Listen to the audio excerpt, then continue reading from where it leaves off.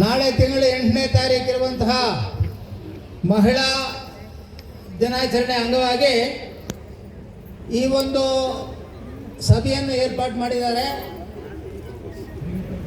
ಈ ಸಭೆಯಲ್ಲಿ ನಾವು ನಾಳೆ 8ನೇ ತಾರೀಕು ಯಾವ ರೀತಿ ನಾವಿಲ್ಲಿ ಬರಬೇಕು, ಅಲ್ಲಿ ನಡೆಯುವಂಥ ಕಾರ್ಯಕ್ರಮಗಳೇನು ಅನ್ನೋದ್ರ ಬಗ್ಗೆ ಈಗಾಗಲೇ ಸ್ವಲ್ಪ ವಿಶದವಾಗಿ ನಮ್ಮ ಮಿತ್ರರೆಲ್ಲ ತಿಳಿಸ್ಕೊಟ್ಟಿದ್ದಾರೆ. ಮತ್ತೆ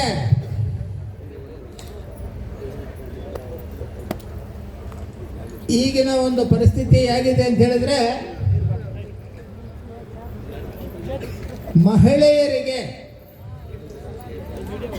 ಮಹಿಳೆಯರಿಗೆ ಆದ್ಯತೆ ಕೊಡಬೇಕು. ಕಾರಣ ಏನು? ಕಾಂಗ್ರೆಸ್ ಪಕ್ಷದ ಉದ್ದೇಶನೇ ಅದು.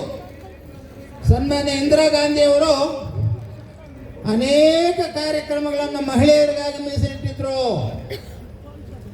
ಆದರೆ ತದನಂತರ ಬಂದಂತಹ ಸರ್ಕಾರಗಳು ಅದರ ಬಗ್ಗೆ ಕಾಳಜಿ ವಹಿಸಿರಲಿಲ್ಲ. ಅದರಿಂದ ಒಂದು ಈ ಮಹಿಳಾ ಸಬಲೀಕರಣ ಹಿಂದೆ ಬಿದ್ದಿದೆ ಅಂತ ಹೇಳ್ಬೋದು.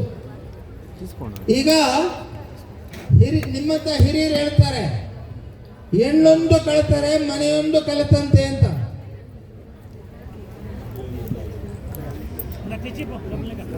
ಆ ರೀತಿ ಹೆಣ್ಣು ಮಕ್ಕಳು ಮನಸ್ಸು ಮಾಡಿದ್ರೆ ಏನನ್ನಾದರೂ ಮಾಡಬಹುದು. ಈ ದಿನ ನಮ್ಮ ಈ ಭವ್ಯ ಭಾರತವನ್ನ ಆಳಿದಂತಹ ಪ್ರಪ್ರಥಮವಾಗಿ ಆಳಿದಂತಹ ಕಾಂಗ್ರೆಸ್ ಪಕ್ಷದ ಪರವಾಗಿ ಈ ಸಭೆಯನ್ನು ಏರ್ಪಡಿಸಿದ್ದಾರೆ. ಈ ಸಭೆಯಲ್ಲಿ ಹೆಣ್ಣು ಮಕ್ಕಳಾದಂತಹ ನಿಮ್ಮ ಎಲ್ಲರ ಆಶೀರ್ವಾದವನ್ನು ಪಡೆಯಬೇಕು. ಮುಂಬರುವ ದಿನಗಳಲ್ಲಿ ಕಾಂಗ್ರೆಸ್ ಪಕ್ಷಕ್ಕೆ ನಿಮ್ಮ ಒಂದು ಕೊಡುಗೆ ಹೆಚ್ಚಿನ ರೀತಿಯಲ್ಲಿ ಇರಬೇಕು ಅಂತ ಹೇಳಿ ಬಯಸಿ ಈ ಒಂದು ಕಾರ್ಯಕ್ರಮವನ್ನು ಆಯೋಜಿಸಿದ್ದಾರೆ. ಆದ್ದರಿಂದ ಈ ದೇಶವನ್ನು ಕಟ್ಟೋದು ಮುಖ್ಯವಾಗಿ ಹೆಣ್ಣು ಮಕ್ಕಳ ಕೈಯಲ್ಲಿದೆ. ಇವಾಗ ಹೆಣ್ಣು ಮಕ್ಕಳು ಮನಸ್ಸು ಮಾಡಿದ್ರೆ, ಹೆಣ್ಣು ಮಕ್ಕಳು ಇಲ್ಲಿ ಒಂದು ಕೂಗು ಹಾಕಿದ್ರೆ ಅಸೆಂಬ್ಲಿನೇ ತದ್ರೆ ಎಳ್ದಂಗಿರುತ್ತೆ.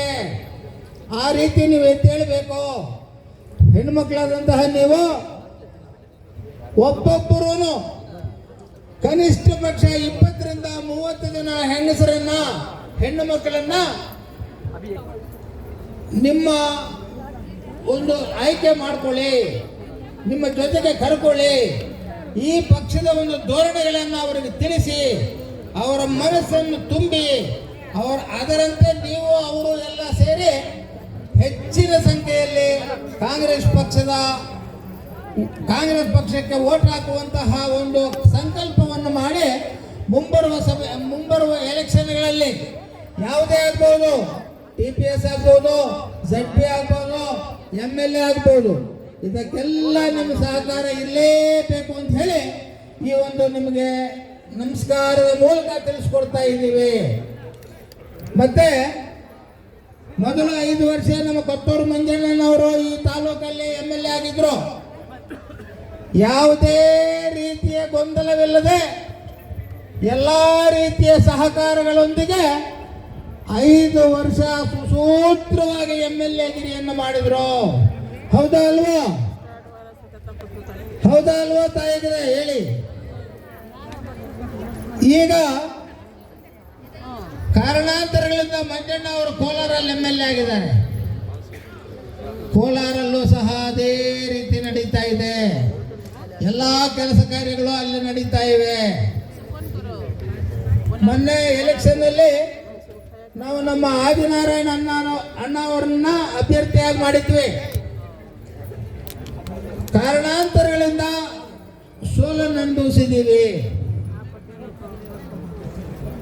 ಮುಂಬರುವ ಎಲೆಕ್ಷನ್ ಅಲ್ಲಿ ಆದಿನಾರಾಯಣ ಅವ್ರನ್ನ ಕ್ಯಾಂಡಿಡೇಟ್ ಮಾಡೋದಂತೂ ಶತಸಿದ್ಧ. 100ಕ್ಕೆ 100 ಕ್ಯಾಂಡಿಡೇಟ್ ಆಗ್ತಾರೆ.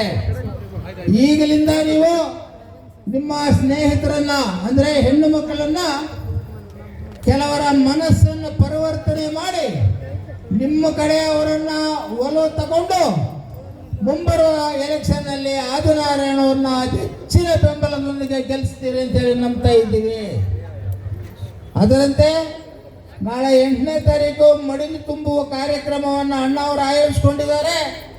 ಅದಕ್ಕೂ ಸಹ ಆವಾಗಲೇ ನಮ್ಮ ಮಿತ್ರರೆಲ್ಲ ಹೇಳಿದ್ದಾರೆ ಯಾವ ರೀತಿ ನೀವು ಬರಬೇಕು, ಯಾವ ರೀತಿ ಬಂದವರನ್ನು ಸುರಕ್ಷಿತವಾಗಿ ಕರ್ಕೊಂಡು ಹೋಗಬೇಕು ಅಂತೇಳಿ ಎಲ್ಲ ವಿಷಯಗಳನ್ನು ತಿಳಿಸಿದ್ದಾರೆ. ಅದರಂತೆ ಬಂದು ಮಡಿಲು ತುಂಬುವ ಈ ಕಾರ್ಯಕ್ರಮವನ್ನು ಯಶಸ್ವಿಗೊಳಿಸಬೇಕು ಅಂಥೇಳಿ ಆಶಯದೊಂದಿಗೆ ನಾನು 4 ಮಾತನ್ನು ಮುಕ್ತಾಯ ಮಾಡ್ತೀನಿ.